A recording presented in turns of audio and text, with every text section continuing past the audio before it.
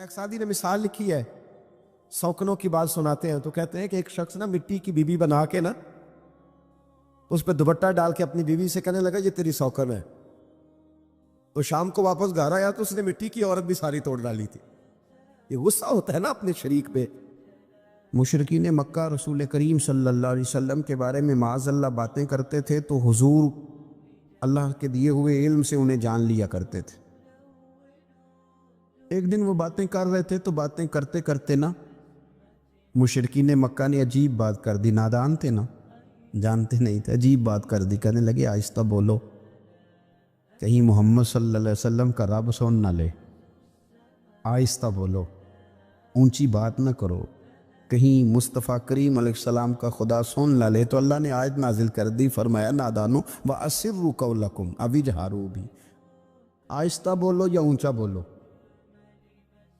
اور شارحین نے مفسرین نے لکھا ہے نہ بھی بولو، آہستہ بولو یا اونچا بولو یا بے شک تم کوئی بات زبان سے ادا نہ بھی کرو. اِنَّهُ عَلِيمٌ بِذَاتِ الصُّدُورِ، رب تو تمہارے دلوں کے حال جاننے والا ہے، اسے تو پتہ ہے تم نے سینے میں کیا چھپایا ہے. حسد چھپایا ہے کہ رشک چھپایا ہے، عداوت چھپائی ہے کہ محبت چھپائی ہے، اسے تو پتہ ہے، اسے خبر ہے. اس لیے کہ وہ نظر ہی تمہارے دل پہ رکھتا ہے، اسے پتہ ہے تمہارے اندر کیا ہے.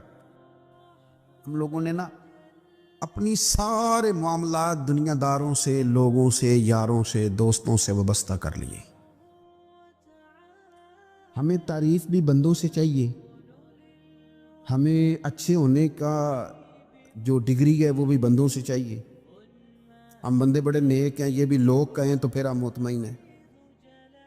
ہم صحیح راستے پہ چل رہے ہیں یہ سند بھی بندوں سے چاہیے.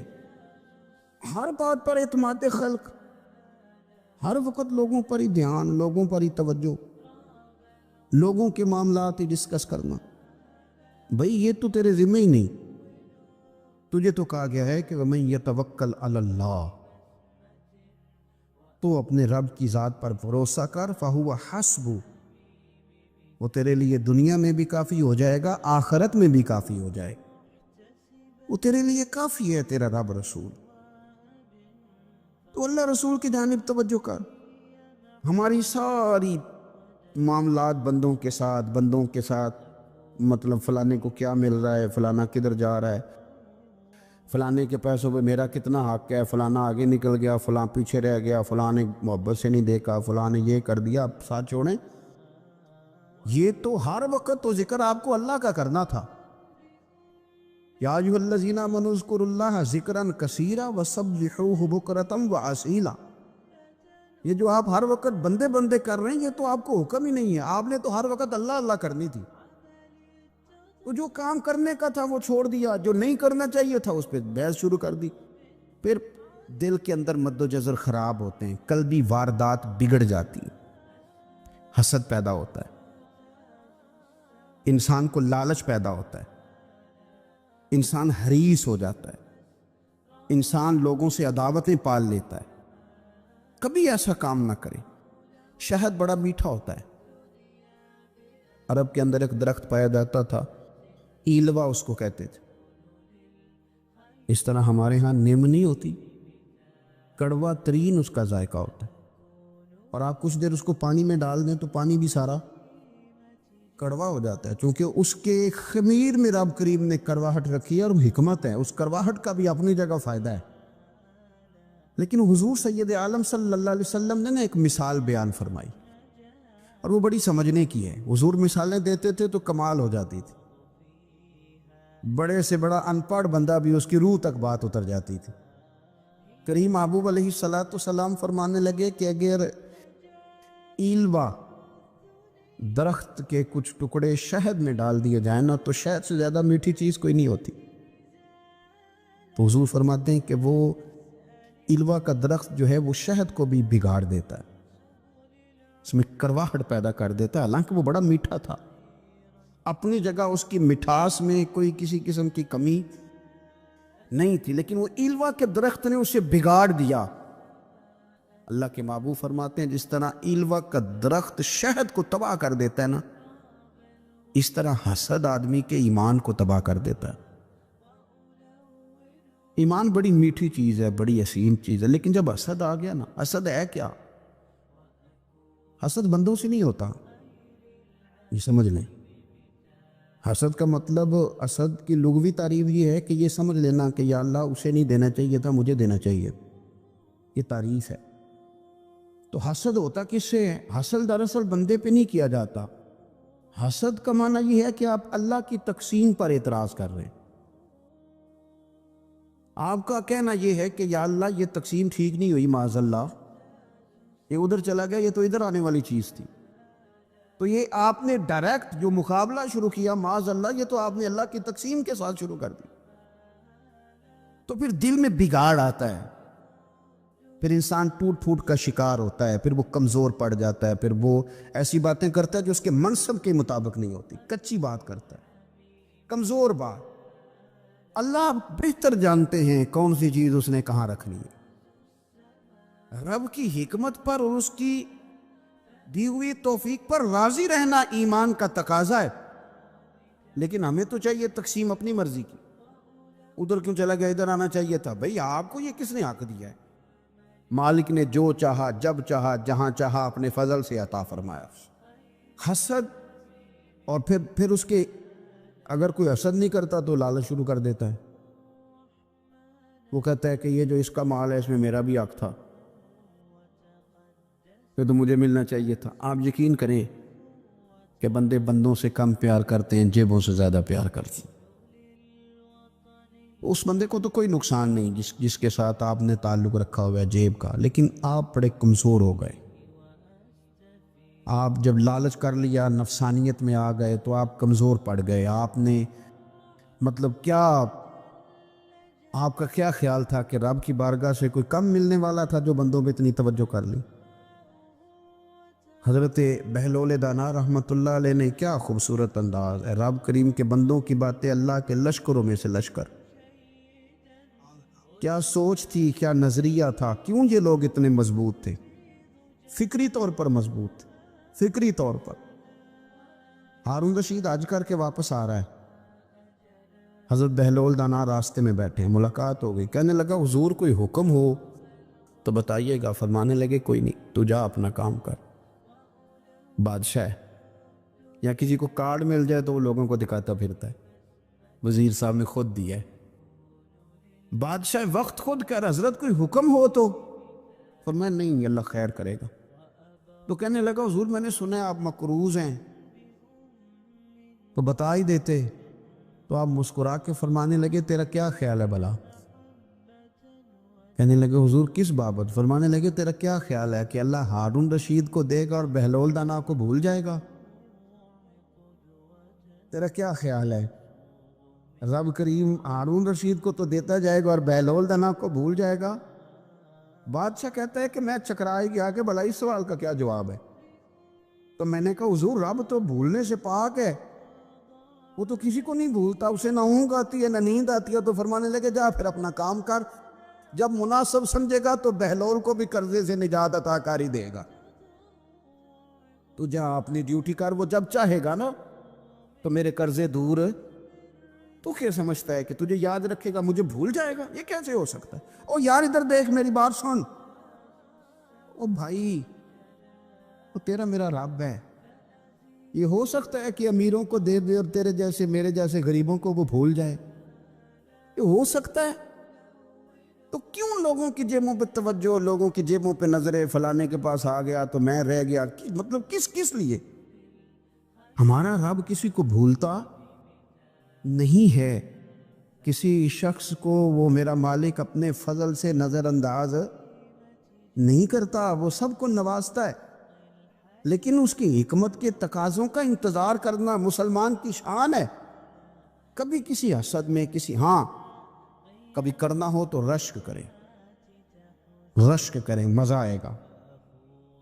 اور یہ رشک کرنے کا نا، رشک کا معنی کیا ہے؟ حسد کا معنی یا اللہ اسے نہیں دینا چاہیے تھا، مجھے دینا چاہیے تھا، اور رشک کا معنی یا اللہ تو نے دیا ہے، کیا بات ہے، اسے دیا تو کیا بات، اگر تو نے دیا تو مالک جچا بھی ہے، اگر تو نے دیا ہے تو نظر بھی آیا ہے، اگر تو نے دیا ہے تو پھر کیا بات ہے، کمال ہو گئی، وہ نظر آ رہا۔ اور یا اللہ اسے دیا ہے تو میں بھی تیرا بندہ ہوں، اسے بھی اور دے اور مجھے بھی عطا فرما۔ یہ رشک ہے، رشک کا نا حضور نے حکم دیا ہے، نبی پاک نے رشک کا۔ ہمارا یہ مسئلہ ہے کہ ہم نا جو کرنے والا کام ہے وہ نہیں کرتے، رشک کریں۔ بخاری مسلم میں حدیث ہے، نبی پاک صلی اللہ علیہ وسلم نے فرمایا 2 بندوں پر رشک کرو۔ کہو کیا بات، رشک کرو 2 بندوں۔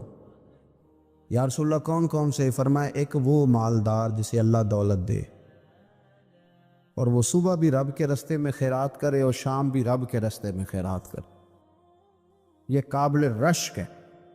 کہو تیری کیا بات ہے بھائی، کیا تجھے اللہ نے نوازا ہے، اور اس پر رشک کرو کو یا اللہ اسے اور دے تاکہ یہ تیرے بندوں پہ اور احسار کرے اور تیرے بندوں پہ سخاوت کرے، اور اللہ اس کے فعل تصدق ہمیں بھی عطا فرما۔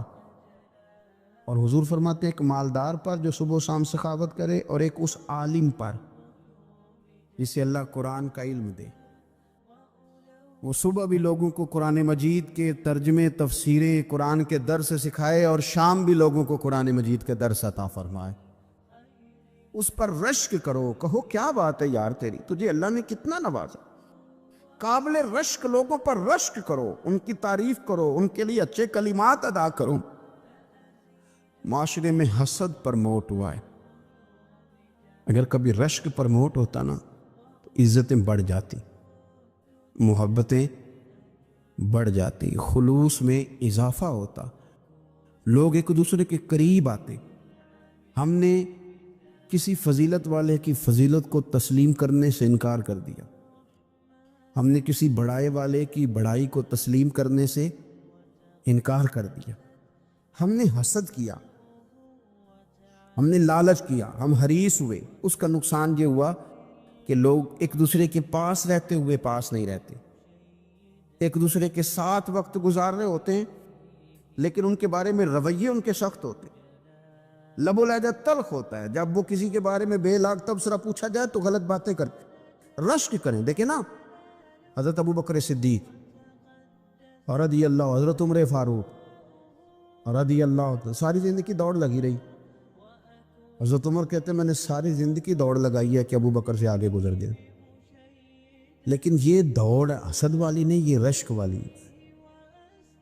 فرماتے میرا دل کرتا تھا کہ میں نیکیوں میں ابو بکر سے آگے گزرتا ہوں، حضور کے عشق میں ابو بکر سے آگے گزر جاؤں، نبی پاک علیہ السلام کی اولاد کی محبت میں ابو بکر سے آگے گزر جاؤں، میں نہ خیر کے کاموں میں آگے گزروں۔ کہتے ہیں میرا ساری زندگی رشک کا رشتہ رہا، یہ رشتہ شاندار ہے، اس پر عمل کریں، اس پر توجہ کریں، بجائے اس کے کہ یہ کہنا کہ استاد جی کا فلانے سے زیادہ پیار ہے، پیار کی وجوہات تلاش کر۔ مرشد فلانے پہ نظر رکھتے ہیں تو میرے بھائی وہ نوٹوں کی وجہ سے نظر نہیں رکھتے، تو وجہ تو تلاش کرنا، وجہ کیا ہے؟ تو اپنے آپ کو اس طرح کا بنا، تو اس طرح کی کیفیات پیدا کر اپنے اندر۔ ہم کیا کرتے ہیں کہ رشک کرنے کی بجائے حسد کرتے ہیں۔ حسد نہیں کریں، اپنے آپ کو سنواریں، وہ رشک کی وجہ سے آپ سنوار سکتے ہیں۔ نبی پاک علیہ السلام کی پیاری زوجہ ام المومنین سیدہ عائشہ صدیقہ، بڑی شان ہے اس خاتون، بڑی عظمت ہے ان راہوں کے صدقے جن رستوں سے سیدہ پاک کی سواریاں گزرا کرتی۔ کیا درجہ اللہ نے دیا ہے سیدہ عائشہ صدیقہ کو۔ کہتی ہیں حضور کا وصال میری گود میں ہوا ہے، اور مولا علی شیر خدا فرماتے ہیں میں نے حضور کو سب سے زیادہ عائشہ صدیقہ سے پیار کرتے ہوئے دیکھا ہے، اور عائشہ صدیقہ رضی اللہ تعالیٰ عنہ فرماتی ہیں میں نے حضور کو سب سے زیادہ فاطمہ الزہرا سے پیار کرتے تھے۔ یہ الگ ماحول ہے ان کا آپس میں۔ تو حضرت عائشہ صدیقہ اتنا بڑا مقام، لیکن وہ فرماتی ہے میں نے ساری زندگی سیدہ خدیجۃ الکبریٰ پہ رشک کیا۔ میں نے کہا کیا بات تھی اس خاتون کی جو وصال کر گئیں، لیکن شاید کو دن خالی جاتا ہو کہ مدینے والے ان کی وفاؤں کا ذکر نہ کریں، شاید کوئی خالی دن جاتا۔ کہتی ہے میں نے اتنا قابل رشک ماحول نہیں دیکھا، ایک دن حضور گھر میں گوشت لائے اور مجھ سے فرمایا عائشہ گوشت پکاؤ، تو میں اسے صاف کرنے لگی تو حضور فرمانے لگے شوربہ ذرا زیادہ کرنا۔ تو میں نے عرض کی حضور کیا کچھ مہمان آئیں گے گھر میں؟ تو فرمایا نہیں عائشہ، مدینہ منورہ میں نا مجھے پتہ چلا ہے خدیجۃ الکبریٰ کی کچھ سہیلیاں آئی ہیں، تو شوربہ بنا، میں انہیں پہنچاؤں گا، خدیجہ کی سہیلیوں کو شوربہ زیادہ پکا ذرا۔ حضرت عائشہ صدیقہ کہتی ہے میں نے بڑے نرم لب و لہجے میں بڑی بنا سوار کے مسجع مکفّع چن کے جملے بات کی۔ میں نے عرض کی حضور سنا ہے وہ آپ سے 15 سال عمر میں بڑی تھی، نکاح بھی پہلے ہو چکا تھا، اور بتاتے ہیں لوگ کہ بظاہر کوئی حسن و جمال بھی اس ماحول کا نہیں تھا۔ حضور اللہ نے آپ کو جوان اور خوبصورت بیویاں دی ہیں، پر میں جب بھی سنتی ہوں جناب خدیجہ کا ذکر ہی سنتی ہوں۔ میں نے رشک کے انداز میں کہا، کہتی میں بات کہہ کے خاموش ہو گئی، اور جب میں نے نظر اٹھا کے دیکھا تو حضور کی آنکھوں میں آنسو، نبی پاک صلی اللہ علیہ وسلم کا یہ انداز دیکھا تو میں نے کہا حضور میں رب رسول کی بارگاہ میں توبہ کرتے، اب تو رو دیے۔ تو حضور فرمانے لگے عائشہ یہاں جو بھی آیا ہے نا وہ سکھوں اور آسانیوں کے دنوں میں آیا، اور خدیجہ میری ان دنوں کی ساتھی تھی جو میرے تکلیف کے دن تھے، میری آزمائشوں کی، میری پریشانیوں کی میری ساتھی تھی۔ جب لوگ مجھے تکلیف دیتے تھے میں گھر جاتا تھا تو مجھے کہتی تھی حضور آپ تو صلہ رحمی کرتے ہیں، غریبوں کا بوجھ اٹھاتے ہیں، آپ تو لوگوں کے ساتھ محبت سے پیش آتے ہیں، حضور آپ پریشان نہ ہو، آپ کا رب آپ کو ہمیشہ عزت ہی عطا فرمائے گا۔ فرمایا وہ میری تکلیفوں کی اسے کیسے؟ میرے بھائی رشک کیا لوگوں نے ایک دوسرے پر، حسد نہیں کیا۔ ہم تو نا جی اپنی مرضی کے فیصلے کرتے کرتے پیچھے رہ گئے۔ اس سال میرے گاؤں کے میلے کی بھیڑ میں جو گم ہوا وہ ایک بھکارن کا لال تھا، اس غریب کو تلاش تھی متاع خلوص کی، اور مخلوق چپ رہی کہ یہ مشکل سوال تھا۔ پھر کوئی شخص ایسا بچا ہی نہیں جس سے لوگ امید کریں، توقع کریں کہ مجھے یہ اپنا کندھا دے گا میں سر رکھ کے رو لوں گا۔ کوئی ایک ایسا شخص ملا ہی نہیں جس کے بارے میں لوگ کہیں کہ بڑا مخلص ہے یار۔ اتنی بڑی میرے محبوب کی امت، ہر حکومت غلط، ہر شخص غلط، ہر بندہ برا، ہر جماعت بری، اللہ کی رضا کے لیے کچھ لوگوں کے لیے فروغ محبت کا بھی فریضہ سر انجام دے۔ کیسے لوگوں کو یہ بات سمجھائی جائے؟ حضرت ابو ادریس خولانی رضی اللہ تعالیٰ عنہ تابعی ہیں، حافظ منذری نے الترغیب و ترہیب میں لکھا ہے، فرماتے ہیں کہ حضرت ابو ادریس خولانی کہ میں دمشق کی جامع مسجد میں گیا تو میں نے ایک چمکدار چہرے والا، سیاہ داڑھی والا، چمکتے دانتوں والا خوبصورت نوجوان نبی پاک کی حدیثیں بیان کرتا دیکھا۔ اس کے چاروں جانب حضور کے غلام بیٹھے تھے۔ میں نے ایک شخص سے کہا یار بڑا حسین چہرہ ہے، بڑا ہی خوبصورت انداز ہے، کون ہے بندہ؟ انہوں نے کہا آپ نہیں جانتے، یہ صحابی رسول حضرت معاذ ابن جبل ہے رضی اللہ تعالی عنہ۔ حضرت معاذ ابن جبل کا انتقال بھی کچھ 40 سال کی عمر سے پہلے ہو گیا تھا، لیکن ان پر حضور کا اعتماد اتنا تھا کہ حضور نے اپنی حیات ظاہرہ میں گورنر بنایا انہیں صوبے۔ چمکدار دانت، حدیثیں بیان کر رہے ہیں۔ حضرت ابو ادریس خولانی رضی اللہ تعالیٰ عنہ کہتے ہیں رش بڑا تھا، میرے دل میں خواہش ہوئی کہ آج تو لوگ زیادہ ہیں، کل آؤں گا ملاقات کروں گا۔ کہتے ہیں اگلے دن میں اپنی طرف سے سب سے پہلے گیا، پر حضرت معاذ ابن جبل تو مجھ سے پہلے مسجد میں موجود تھے، اور وہ نفل پڑھ رہے تھے، اللہ اللہ کر رہے تھے۔ تو میں نے ان کے ساتھ سلام لی، فرمانے لگے کیسے آئے ہو؟ تو میں نے کہا حضور کل آپ کو دیکھا ہے، آپ کی باتیں سنی ہیں، تو گویا آپ کا تو چہرہ ساری رات میری آنکھوں کے سامنے رہا، تو میں تو سویرے زیارت کی غرض سے حاضر ہوا ہوں۔ اللہ کی رضا کے لیے مجھے آپ اچھے لگیں، اللہ کی رضا کے لیے۔ کوئی بندہ ایسا بھی تو ہو نا، کوئی غریب، کوئی مسکین، کوئی عالم، کوئی صوفی، کوئی درویش، کوئی ذاتی تعلق نہ ہو، تعلق کیا ہو؟ اللہ کے لیے۔ آپ مجھے اچھے لگیں، حضرت سیدنا معاذ ابن جبل فرمانے لگے واقعی ایسا ہی ہے؟ عرض کی حضور بالکل ایسا ہی ہے۔ تو فرماتے میں نے چادر لی ہوئی تھی، حضرت معاذ ابن جبل نے میری چادر کو پکڑ کے کھینچا، فرمایا پکی بات کر یار۔ میں نے کہا حضور پکی کر رہا ہوں۔ تو فرمانے لگے سن، پھر میں نے نبی کریم سے سنا ہے، رسول کریم علیہ السلام نے فرمایا جو دو بندے رب کی رضا کے لیے پیار کرتے آپس میں، اللہ ان دونوں سے محبت فرماتا ہے۔ سن پھر اس کو یاد رکھنا، اللہ ان دونوں سے محبت کرتا ہے۔ حضرت ابو ادریس خولانی سے کوئی پوچھتا تھا نا کہ دنیا میں جانا ہے تو سرمایہ کیا ہے، تو فرماتے تھے یہ جو میں نے چادر لی ہوئی ہے نا، اس چادر کے اندر میرا وجود ہے، اور وجود کے اندر میرا دل ہے، اور دل کے اندر میں نے حضرت معاذ ابن جبل کو رکھا ہوا ہے، میں نے وہاں ان کا ٹھکانہ بنایا ہوا ہے، وہاں ان کا ٹھکانہ ہے۔ یہ دور نکتہ چی ہے، کہیں چھپ کے بیٹھ جا، اور جس دل میں تو مکی ہے وہیں چھپ کے بیٹھ جا۔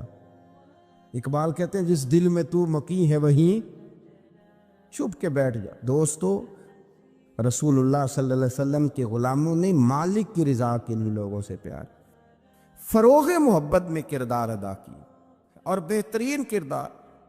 آپ اپنی زندگی میں کچھ چیزیں ایسی بنائیں جن میں فقط اللہ کی رضا کے لیے محبت، خالق کی رضا کے لیے پیار، خالق کی رضا۔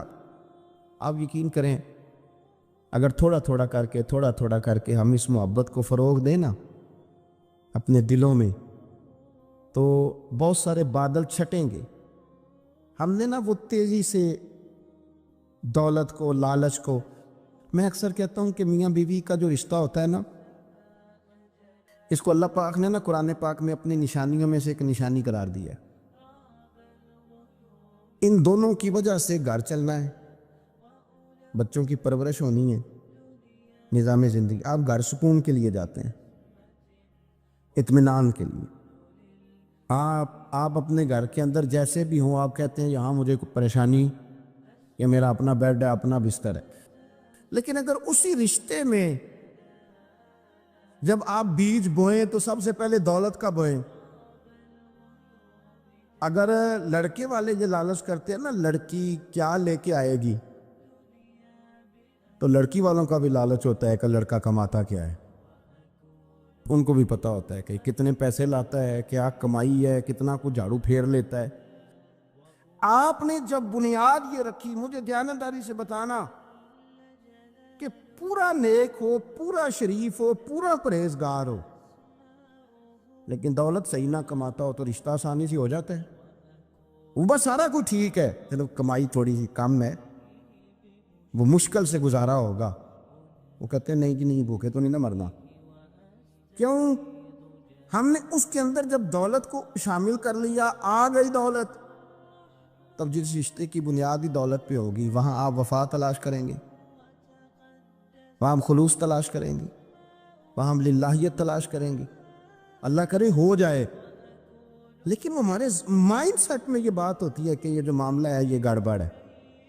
اگر رضا الہی مقصود ہو، اگر اللہ کی رضا مقصود ہو، حضرت فاطمہ بنت قیس ایک صحابیہ تھی، انہیں طلاق ہو گئی، ان کے لیے دو رشتے آئے، ایک حضرت عبد الرحمن ابن عوف کا مالدار ترین آدمی تھے، اور ایک حضور کے غلام تھے، وہ بڑے غریب تھے، مسکین تھے۔ ان کے والدین کی خواہش تھی کہ عبد الرحمن ابن عوف سے شادی ہو جائے، وہ بھی تو بڑے نیک ہیں، پارسا ہیں، عشرہ مبشرہ ہیں۔ حضرت فاطمہ بنت قیس نے کسی بندے کی ڈیوٹی لگائی، کہنے لگی پتہ کرو نبی پاک کی رضا کیا ہے، حضور کی رضا کدھر ہے؟ تو پتہ چلا حضور کی خواہش غریب کی طرف ہے۔ تو وہ خاتون اپنے ماں باپ کو کہنے لگی میرا نا اس غریب سے رشتہ کرا دو۔ انہوں نے کہا پتر، بیٹیوں کے بارے میں ماں باپ بڑے احساس ہوتے ہیں، ہم چاہتے ہیں کہ عبد الرحمن ابن عوف مالدار ہے تو وہ بھی تو نیک ہے نا، حضور نے دنیا میں جنت کی بشارت دی، اور ان کا بڑا اعزاز ہے، حضور نے ان کے پیچھے نماز پڑھی، بڑا مرتبہ، بڑا مقام والا صحابی ہے، وہ تو غریب آدمی ہے، اور پھر حضور نے حکم تو نہیں نہ دیا، خواہش کا اظہار کیا ہے۔ اس بی بی کے جملے بڑے شاندار ہیں، کہنے لگی آپ مجھے اللہ کی رضا کے لیے نا میرے نبی کے حوالے کر دیں، مجھے امید ہے اللہ رسول مجھے کبھی ضائع نہیں فرمائیں گے۔ مجھے حوالے کرے رسول کائنات.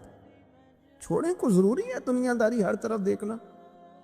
کہیں کوئی کام ایسا بھی تو ہونا جو محبت کے زور پہ ہو، جو محبت کے لیے ہو. کوئی ہمارے پاس بڑے سارے لوگ آتے ہیں اور ہم اس قابل بھی نہیں جتنے لوگ آ جاتے. میں صحیح کہہ رہا ہوں، بالکل کوئی حیثیت نہیں 1% بھی. جب پلٹ کے دیکھتے ہیں تو شرم آتی ہے کہ یار اتنی دور سے بندہ چل کے آ گیا، اس کو کیسے سمجھائیں، کس طرح کر کے. تو ایک آدھ دن پہلے ایک بزرگ آ گئے اور وہ اچھے صاف ستھرا ان کا مزاج تھا، بڑے شاندار. تو میں زیارت کے لیے ہوں. تو میں نے کہا زیارت شیارت والا تو کھاتا کوئی نہیں، چلو آپ آ گئے ہیں تو کوئی حکم کریں. تو کہنے لگے کوئی حکم نہیں، میں اللہ کی رضا کے لیے آیا ہوں. یہ کوئی تقریر نہیں تھی، ایک خطبہ نہیں تھا، نہ ان کے سامنے سپیکر تھا، نہ وہ شور کر رہے تھے، نہ وہ نعرے لگوا رہے تھے، نہ وہ ہاتھوں پہ ہاتھ مار رہے تھے. اور اس بندے نے کہا اللہ کی رضا کے لیے آؤں، تو وہ بھی رو پڑے تو میں بھی رو پڑا. ختم ہو گئی بات. اب بات کو سمجھیں، یہ اتنا تگڑا رشتہ ہے نا یار. کسی رشتے کے بیچ برادری ہوتی ہے، کسی رشتے کے بیچ خاندان ہوتا ہے، کسی رشتے کے بیچ قبیلہ ہوتا ہے، کسی رشتے کے بیچ رنگ نسل ہوتی. وہ کتنا تگڑا رشتہ ہے کہ دو بندوں کا رشتہ ہو، ایک بیچ میں خدا ہو، دوسرے محمد مصطفیٰ ہو. آپ کتنا اسے مضبوط رشتہ سمجھیں گے جس کے بیچ اللہ رسول ہو. اتنا تگڑا رشتہ، اتنا مضبوط تعلق، اتنی وسعت اس کے اندر. اللہ کی رضا کے لیے حضرت موسیٰ کلیم اللہ اعلیٰ نبینا علیہ الصلوۃ والسلام سے رب کریم نے فرمایا، کہا اے موسیٰ میری رضا کے لیے بھی کوئی کام کیا ہے؟ حضرت موسیٰ علیہ السلام نے عرض کی یا اللہ میں نے تبلیغ کی. تو فرمایا وہ تو آپ کی ذمہ داری تھی. امام غزالی نے روایت لکھی ہے، اے اللہ میں نے آپ کے تمام احکامات پہ عمل کیا، موسیٰ وہ تو آپ نے کمال کیا، اللہ کے پیغمبر ہیں. تو میری رضا کے لیے، تو یا اللہ تیری رضا کے لیے کیا ہے؟ تو رب کریم نے فرمایا کسی بندے سے صرف اس لیے پیار کیا ہے کہ وہ اللہ کا بندہ ہے، فقط اس لیے پیار کیا ہو کہ وہ اللہ کا بندہ ہے، فقط اس لیے. میرے عزیز آپ بات کو سمجھیں، زندگی میں فروغ محبت پر کچھ کام کریں، کچھ تھوڑا سا کوشش کریں گرد جھاڑنے کی، کچھ گرد جھاڑنے کی. ہم نے نا ایک سٹیٹس بنا لیا ہے. اب تو مسلمان پہلے فرقوں میں بٹے، قبیلوں میں بٹے، اب شہروں میں بٹ گئے. آپ کبھی گجرانوالا کے لوگوں سے پوچھو نا گجرات، تو کہنا ہو گجرات والے تو اللہ بچائے، کہتے ہیں کہ نہیں؟ گجرات کے لوگوں سے پوچھے گجرانوالا تو کہتے ہوتے کھاندے ہی بڑا نہیں، کس کی بات کر رہے ہیں. تو گجرانوالا والوں سے پوچھیں لاہور والے کہتے توبہ لاہوریا جی. صحیح کون ہے؟ کوئی بھی نہیں. کیوں؟ اس لیے کہ ہم نے ہر شہر کے لیے کہاوت بنا لی ہے. میں صحیح کہہ رہا ہوں، ہر قبیلے کے لیے کوئی نہ کوئی. یہ ہم نے ظلم کیا اپنی جان، یہ ہم نے زیادتی کی. کہانیاں بن گئی، کہاوتیں بن گئی، شہروں کے لیے، علاقوں کے لیے، قبیلوں کے لیے. مقصود کیا تھا؟ کسی طریقے سے نفرت پروان چڑھے. کھانا ہے نا، کھانا تو آپ جو کھانا کھاتے ہیں وہ اپنے ذائقے کے مطابق کھاتے ہیں. سندھ کے لوگ جو کھانا کھاتے ہیں وہ اپنے، آپ کا کوئی حق نہیں آپ ان کے کھانے پر تنقید کریں، اس لیے کہ ان کا ذائقہ وہ ہے. اور ان کا بھی کوئی حق نہیں وہ آپ کے کھانے پر تنقید کریں، اس لیے کہ آپ کا ذائقہ. لیکن طنز کرتے ہیں. جو بات سمجھانا چاہتا ہوں وہ یہ ہے کہ ہم طنز کرتے ہیں، تنقید کرتے ہیں. تضحیک آمیز لہجہ ہمارا ہوتا ہے، اس لہجے کے اندر کمزوری ہوتی ہے، اس کے اندر اس طرح کی بناوٹ ہوتی ہے کہ محسوس ہوتا ہے کہ ہم سامنے والے کو بڑا نفرت کی نظر سے دیکھتے ہیں. یہ رویہ کبھی اختیار نہ کریں. اپنی زندگی میں کوشش کریں خلوص کے ساتھ، للہیت کے ساتھ. میرے نبی پاک علیہ السلام نے صحابہ سے پوچھا تھا بتاؤ دین کی مضبوط گرہ کون سی ہے؟ مضبوط گرہ دین کی. تو ایک صحابی نے کہا یا رسول اللہ نماز. 5 وقت مسلمان جمع ہوتے ہیں، ایک دوسرے کا حال احوال پوچھتے ہیں، تو اس گرہ میں مسلمان بندے رہتے ہیں. حضور نے فرمایا تم نے بات ٹھیک کی پر میری مراد کو نہیں پہنچے. ایک صحابی نے عرض کی یا رسول اللہ صلی اللہ علیہ وسلم زکوٰۃ. امیر غریب کو زکوٰۃ دیتا ہے تو دونوں کا رشتہ مضبوط ہو جاتا ہے، تو یہ بہت بڑی گرہ ہے۔ تو حضور نے فرمایا بات تمہاری ٹھیک ہے پر تم میری مراد کو نہیں پہنچے۔ تو تیسرے نے عرض کی حضور حج، مختلف رنگوں کے، قبیلوں کے، نسلوں کے، علاقوں کے لوگ آتے ہیں، ایک ہی لباس پہنتے ہیں، ایک ہی بولی بولتے ہیں، لبیک اللہم لب۔ تو یہ بہت بڑی مضبوط گرہ ہے۔ نبی پاک صلی اللہ علیہ وسلم نے فرمایا بات تمہاری ٹھیک ہے پر تم میری مراد کو نہیں پہنچے۔ تو صحابہ نے عرض کی حضور پھر آپ ہی بتا دیں کہ اسلام کی مضبوط گرہ کون سی ہے جس میں مسلمان جڑ جائیں گے؟ نبی پاک نے فرمایا مضبوط گرہ محبت ہے۔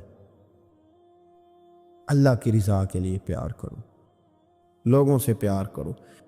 کوئی بندہ پھر تمہیں تلخ بھی ملے گا نا، تو تم چونکہ اس کے لیے نہیں کر رہے، اللہ کے لیے کر رہے، تو پھر تمہارے لیے سہنا بھی آسان ہو جائے گا، دیکھنا اور پرکھنا بھی آسان ہو جائے گا۔ رضائے الہی کی خاطر لوگوں کا پیار بخاری مسلم میں ہے، نبی پاک علیہ السلام نے فرمایا ایک شخص اپنی بستی سے چلا لمبے سفر پہ دوسری بستی جانے کے لیے، تو رستے میں فرشتہ ملا انسانی شکل میں۔ اس نے پوچھا کہاں جا رہے ہو؟ اس نے کہا اپنے بھائی سے ملنے جا رہا ہوں۔ فرشتہ پوچھنے لگا اس کا کوئی احسان ہے تمہارے اوپر، کوئی لین دین ہے؟ اس نے کہا نہیں۔ تو کہا پھر کیوں اتنا لمبا سفر کر رہے ہو؟ تو کہنے لگا یار میں اللہ کی رضا کے لیے اس سے پیار کرتا، اللہ کی رضا کے لیے، تو اس لیے جا رہا ہوں۔ تو سنیں یہ بخاری مسلم کے لفظ ہیں، حضور فرماتے ہیں وہ فرشتہ کہنے لگا سن پھر، میں انسان نہیں میں فرشتہ ہوں، اور مجھے رب کریم نے بھیجا ہے یہ کہنے کے لیے کہ اگر تم دونوں اللہ کی رضا کے لیے ایک دوسرے سے پیار کرتے ہو تو اللہ تم دونوں سے پیار فرماتا ہے۔